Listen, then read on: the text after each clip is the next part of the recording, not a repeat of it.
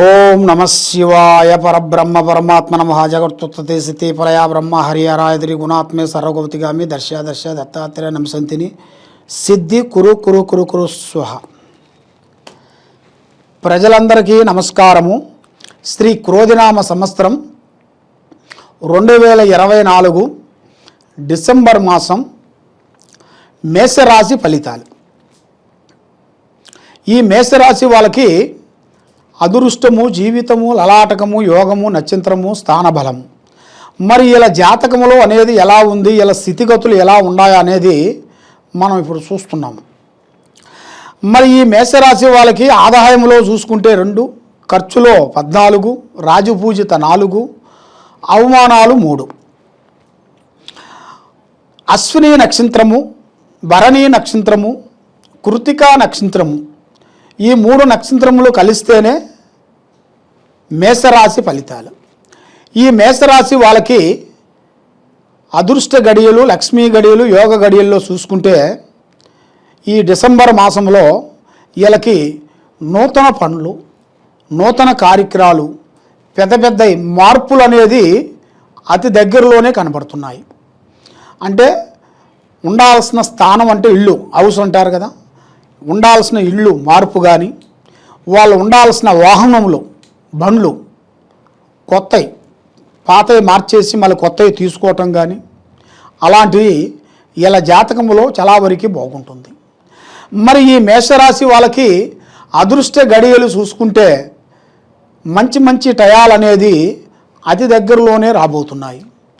కాబట్టి ఇలా మనస్తత్వము, ఆలోచన విధానం ఎలా ఉంటుందంటే, ఎదుటివాడు ఏ విధంగా చెప్పినా కూడా అదే ఎక్కువగా మైండ్లో పెట్టుకుంటారు వీళ్ళు. ఎవరన్నా ఏదన్నా చేయాలనుకున్నా, ఏదైనా చెప్పారనుకోండి, అదే ఆలోచనలో, అదే ఐడియాలో, అదే ఆలోచనలోకి వెళ్ళిపోతుంటారు.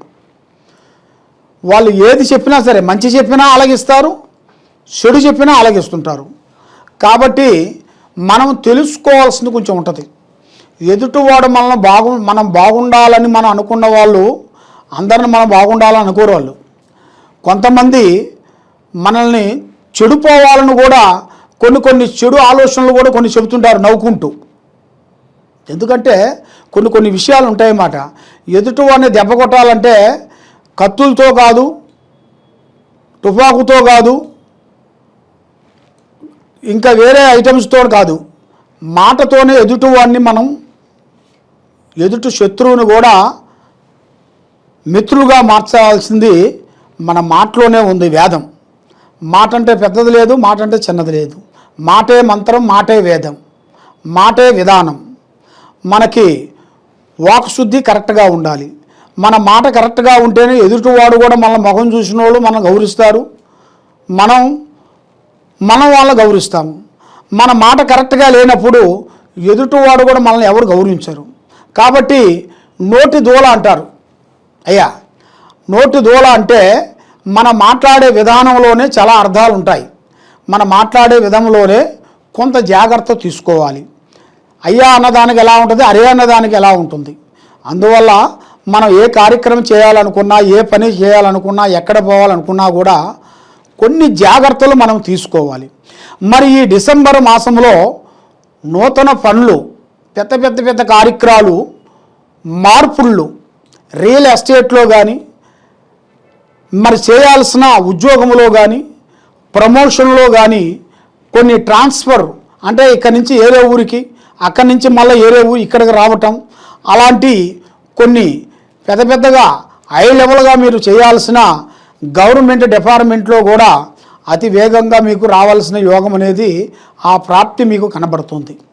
కాబట్టి మీరు ఏ కార్యక్రమం చేయాలనుకున్నా, ఏ పని చేయాలనుకున్నా కూడా మీకు అదృష్ట యోగం అనేది ఒక స్త్రీ వల్ల ఉంది. అది మీ భార్య వల్ల. మీ భార్య వల్ల కానీ, మీ ఇంట్లో ఉండవలసిన వాళ్ళు, అమ్మ కానీ, చెల్లి కానీ, ఎవరైనా కానీ ఒక స్త్రీ వల్ల మీకు అదృష్ట యోగం అనేది పట్టబోతుంది. అది మీరు ఊహించరు. అది మీ దాని గురించి ఆలోచన ఎక్కువగా చేయరు. మీరు ఊహించిన మలుపు అనేది ఒక స్త్రీ ద్వారాగా మీకు వస్తుంది. కాబట్టి మీరు ఆ స్త్రీ విశేషంలో అనేది వాళ్ళ మాట విధానం మీరు తీసుకొని మీరు వెళ్తే మీకు మంచి జరుగుతుంది.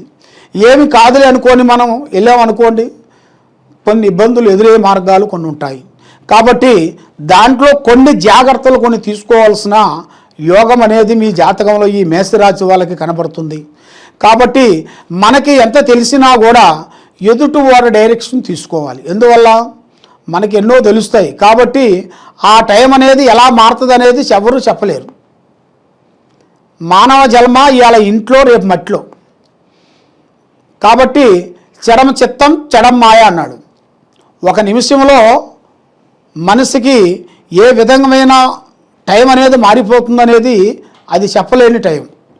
అందువల్ల ముందు జాగ్రత్తలు మనం తీసుకునే దాని వలన మన కుటుంబంలో చేయాల్సిన ఆరోగ్య విశేషాల్లో చూసుకుంటే మీకు ఆరోగ్య సమస్యలు కొన్ని ఎదురయ్యే మార్గాలు కొన్ని కనబడుతున్నాయి. కాబట్టి దాంట్లో కొంత జాగ్రత్తలు మీరు తీసుకోవాలి.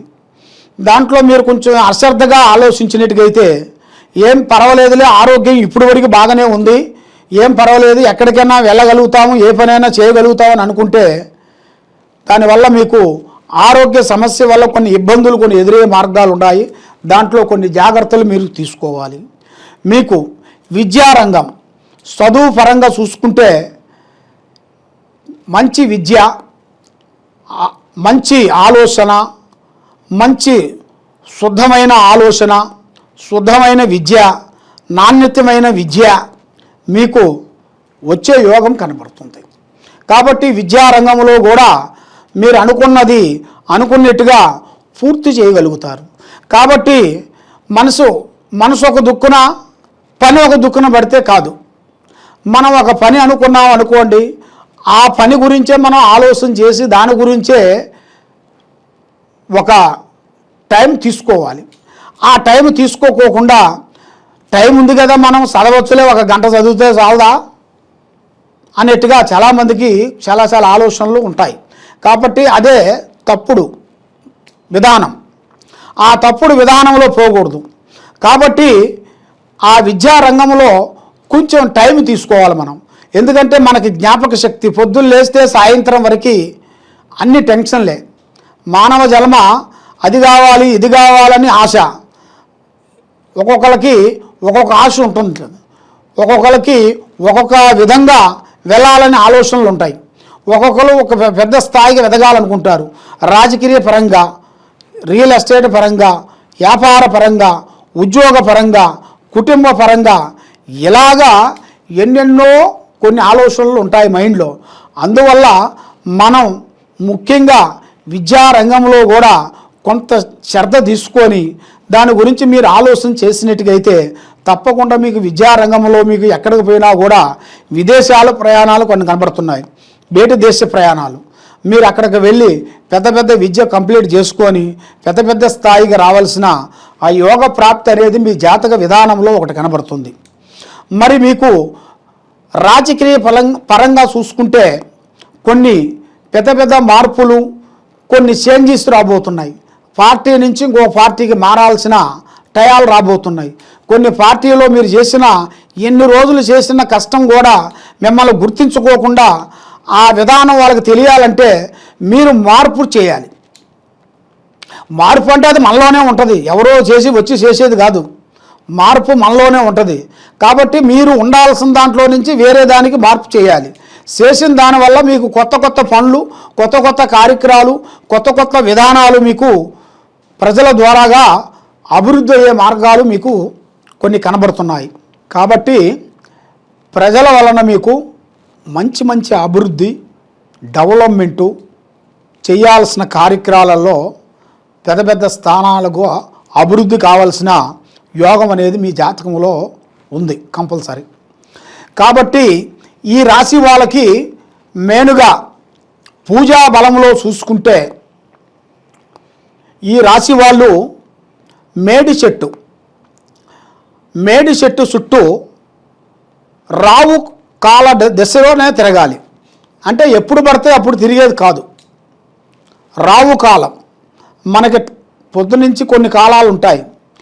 అలాగా రావు కాల దశలో మీరు ఒక 20 సార్లు 20 సార్లు ప్రదర్శన చేయాలి. ఆ ప్రదర్శన చేసి వచ్చిన తర్వాత మీరు తలస్నానం చేసి వెళ్ళాలి. వేసిన తర్వాత మీరు ప్రదర్శన చేసిన తర్వాత మళ్ళీ ఇంటికి వచ్చి మళ్ళీ తలస్నానం చేయాలి. తలస్నానం చేసేసిన తర్వాత మీరు చేయాల్సిన పూజా బలం మెయిన్ ఏమిటంటే శ్రీ లక్ష్మీ దేవత అమ్మవారు మహాలక్ష్మి. ఆ మహాలక్ష్మిని ఆ అమ్మవారిని మీరు తప్పకుండా పూజించినట్టుగైతే మీకు అష్ట ఐశ్వర్యాలు భాగ్యభోగాలు మనశ్శాంతి కూడుకుంటుంది. ఆరోగ్యాలు అనేది మనశ్శాంతిగా ఉంటాయి. మీరు ఏ కార్యక్రమం చేయాలనుకుంటున్నారో ఆ కార్యక్రమాలు తప్పకుండా విజయవంతం అవుతాయి.